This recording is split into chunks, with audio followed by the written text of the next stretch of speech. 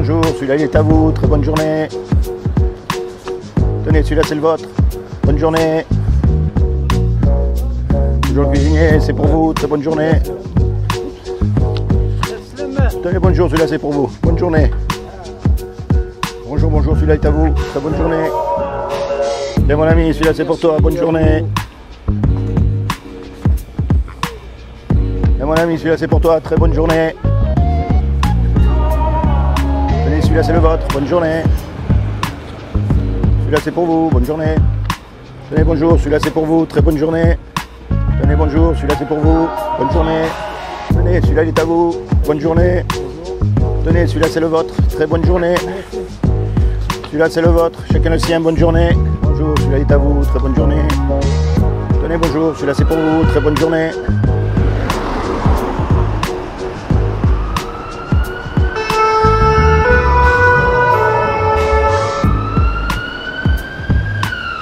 Ah, si.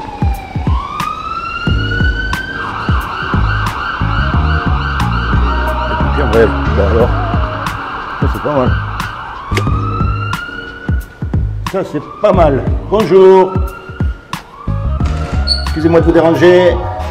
Je cherche des pompiers. Je vous explique, je fais des petits reportages et j'ai jamais interviewé des pompiers. Il n'y aurait pas des volontaires là un petit peu qui s'embêtent, qui n'ont rien à faire, qu'on rigole 5 minutes. Il faudrait que vous montiez au foyer.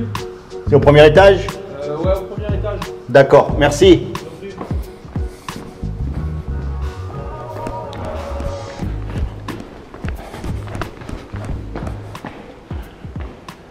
Zone bruyante. Zone bruyante. Bonjour, excusez-moi de vous déranger. Je m'appelle Laurent, je fais des petits reportages. Et j'ai demandé en bas, ils m'ont dit de monter au foyer. Voilà, moi je fais des petits reportages parce que je vous explique sur YouTube, d'accord, je passe voir les gens, je leur pose des questions, des machins, on rigole 5 minutes, mais j'ai jamais pensé à venir voir les pompiers. Ben là, vous allez avoir la crème. Rentrez dans la... Alors, qui c'est la crème? Ah, bonjour, excusez-moi de vous déranger, je m'appelle Laurent. Enchanté Laurent. Je fais des petits reportages, moi un petit peu, je passe dans la rue, je pose des questions aux gens, on rigole un petit peu. Ben, allez-y. Oula. Pour le reportage, il y a Pierre Lozac. C'est celui qui a la main sur le front là. Pierre Lozac. Bonjour messieurs. Fais un reportage. C'est pas moi, c'est l'Overman. Vous dormez, vous, non? Ah. Ah oui, je vois. C'est la télé que vous regardez ou... Hein? Là, on est en plein travail. Alors, je vous explique. Je m'appelle Laurent.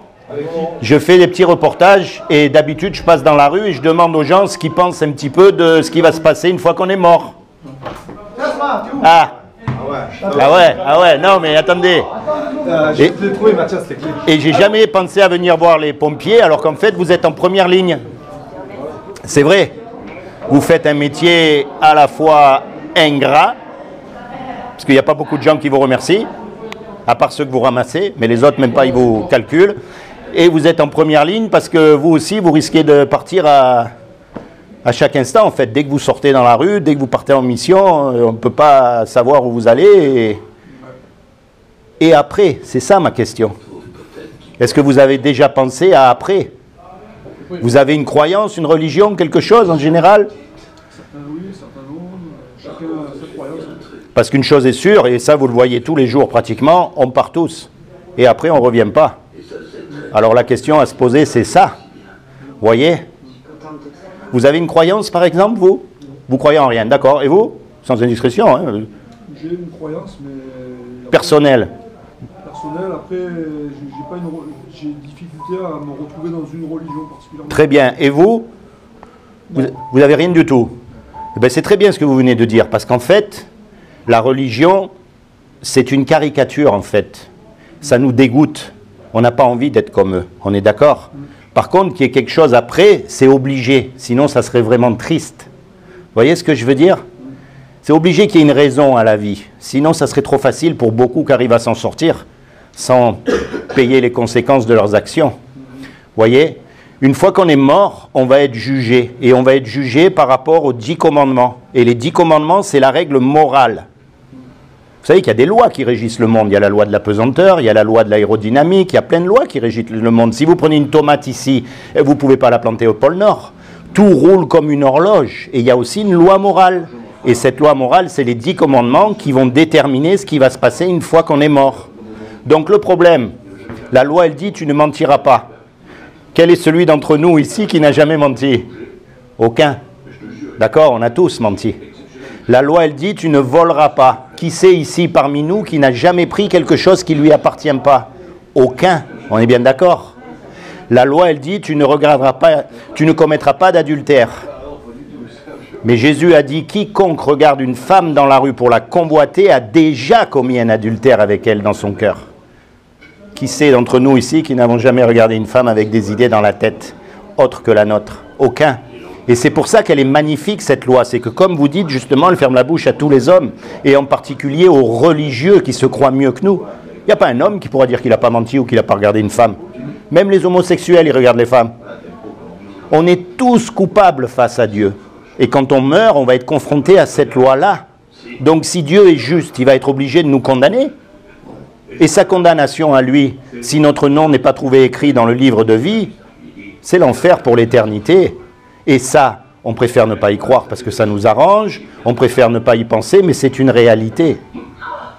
Maintenant, puisque c'est Dieu qui nous a créés, un créateur, il aime sa création. Un guitariste, il aime la musique qu'il fait. Un cuisinier, il aime sa cuisine. Et comme c'est Dieu qui a tout créé, il aime sa création, il nous aime et il ne veut pas nous punir. Donc il a fait quelque chose pour que malgré qu'on soit coupable, on puisse éviter justement son châtiment. Est-ce que vous savez ce qu'il a fait? Est-ce qu'on vous l'a déjà dit? Eh bien c'est très simple. Il y a 2000 ans, comme il n'a trouvé aucun homme sur la terre qui ait accompli la loi, eh bien il est venu lui-même et il s'est revêtu d'un corps, comme une main rentre dans un gant. Et ce corps-là, c'est Jésus. Et si vous voulez, il est mort à notre place sur la croix. Il a pris notre péché sur la croix. Il s'est substitué à nous. Nous, nous étions coupables, mais lui, il a payé l'amende pour nous, pour qu'on soit libre. Et il a dit, quiconque croit que Jésus est le Fils de Dieu et qu'il est ressuscité des morts, il aura la vie éternelle à mes côtés. C'est aussi simple que ça. Maintenant, attention, il est écrit aussi que les démons croient et ils tremblent. Ça ne suffit pas de croire. La clé, c'est un mot qu'on appelle la repentance. Et la repentance, ça veut dire se tourner vers Dieu. Alors moi, mon but, c'est pas de vous amener dans une église, dans une religion, dans une organisation, dans tous ces trucs, d'accord? Mais quand vous êtes tout seul, messieurs, commencez à penser à ces choses. Parlez à Dieu, parlez à Jésus, dites-lui, moi j'y crois pas. Dites-lui, moi j'ai du mal à croire. Dites-lui, avec tout ce que je vois comme misère, et en plus vous êtes bien placé, comment est-ce qu'un Dieu d'amour pourrait-il exister? Commencez à lui parler, parce qu'on ne sait pas quand on meurt. Et après, c'est trop tard. Alors, soit je me trompe, et on aura rigolé 5 minutes, soit je ne me trompe pas, et vous aurez tout perdu. La religion, il faut l'effacer. Mais la relation personnelle avec Dieu, il faut la conserver. C'est ça que je suis venu vous dire aujourd'hui et vous encourager. D'accord? Ne prenez pas pour argent comptant ce que je vous ai dit. Quand vous êtes tout seul, parlez à Dieu. Parlez à Jésus. C'est comme si on fait un braquage tous les 4. Les Dalton. Et comme on est super fort, on va se faire attraper, bien sûr, et on passe devant le juge. Et le juge nous condamne à payer 20 millions d'euros ou 50 années de prison. On n'a pas les sous. Puis il y a un homme qui arrive, qu'on ne connaît même pas, et qui met les sous sur la table pour qu'on soit libre. Comment vous allez être par rapport à cet homme? Vous allez être reconnaissant. Et quand il va vous demander un service, vous allez le faire, la moindre des choses. Eh bien, dites-vous bien, c'est ce que Jésus a fait pour nous. Il est mort à votre place, de façon à ce que vous ayez la vie éternelle. C'est aussi simple que ça. Maintenant, encore une fois, le but, c'est pas de vous entraîner dans une église ou dans toutes ces institutions religieuses qui ne sont que des caricatures de ce qui est Dieu. D'ailleurs, vous connaissez tous l'histoire de Jésus, plus ou moins. Qui c'est qui l'a mis sur la croix? C'est les religieux de l'époque. Aujourd'hui, ouais, c'était la religion, si vous voulez, principale de l'époque. Et aujourd'hui, qui c'est qui nous dégoûte de la religion? C'est les religieux. Qu'ils soient catholiques, musulmans, ou... Alors vous avez des individus qui sont très bien dans les religions. Mais l'institution même, on sait très bien que c'est qu'une histoire d'argent. Et qui ne croient même pas en Dieu eux-mêmes. Pas forcément d'argent. Ou je sais, le pouvoir peut-être. Le pouvoir. Ouais. Le pouvoir, parce que c'est c'est l'idéologie qui mène... Oui, ça contrôle les hommes, voilà. Alors que Dieu veut... Ça veut dire relier les hommes. Oui, oui, mais pas avec des chaînes. Relier les hommes. Pas avec des chaînes, justement, vous voyez. C'est pas une chaîne... c'est pas physique, mais il y a une chaîne. Hein, exactement, c'est invisible, on le voit. Alors messieurs, voilà, je vous remercie de m'avoir écouté. Souvenez-vous de ce que je vous ai dit. Et je vous encourage à une chose. Trouvez-vous une Bible et commencez à lire la Bible. Ce n'est pas un vieux livre du tout. Et c'est justement ce livre qui va vous permettre de vous protéger de toutes les sectes, de toutes les mauvaises croyances et de toutes ces choses. Faites-le. Vous savez, on n'a qu'une vie. Hein. On n'a qu'une vie, les gars. Et vous, vous êtes en première ligne. Vous voyez la souffrance, vous voyez la mort, vous voyez les gens qui sont sur le point de mourir avec les yeux. Ils ne savent pas où ils vont, ils ont peur. Ce qui est intéressant à lire, c'est les dernières paroles des hommes et des femmes célèbres. Vous tombez par terre. Il y en a qui disent, toute la vie, je me suis moqué de Dieu et maintenant je vais l'affronter, qu'est-ce que je vais lui dire? Non, parce que qu'on le veuille ou non, on a... On le sait. Non, mais on est quand même influencé oui, on est manipulé un petit peu dans la croyance de Dieu des 2000 ans de christianisme qu'on a eu aussi. Exactement. Ça, on avait notre croyance. C'est pour ça que moi j'encourage les gens non pas à aller vers une religion, mais à aller directement à la source, directement à lui, directement à Jésus, s'il est vivant. Et vous expliquez quoi alors des croyances anciennes où il n'y avait pas une croyance monothéiste, mais une croyance en plusieurs dieux? Eh bien ça c'est de la rébellion contre Dieu. C'était avant que... Avant le christianisme, il y avait le judaïsme en fait. Oui, et avant le judaïsme. Il y avait Abraham et tout ça. Non, mais il y avait des croyances animistes bien plus anciennes. Et il y avait aussi des croyances... L'homme a toujours cru en quelque chose. Vous savez, même un athée, l'homme, par définition, il a besoin de croire. Qui disent qu'il ne croit pas, il croit à quelque chose. Exactement. Mais oui, regardez, quand il monte dans le camion, est-ce qu'il vérifie tous les boulons? Non. Quand il monte dans un avion, est-ce qu'il demande au pilote s'il a sa licence? Non. On croit tous. Mais maintenant, un athée, en fait, on ne peut pas être athée. Parce que pour être athée, il faut avoir la connaissance absolue. Personne n'a la connaissance absolue.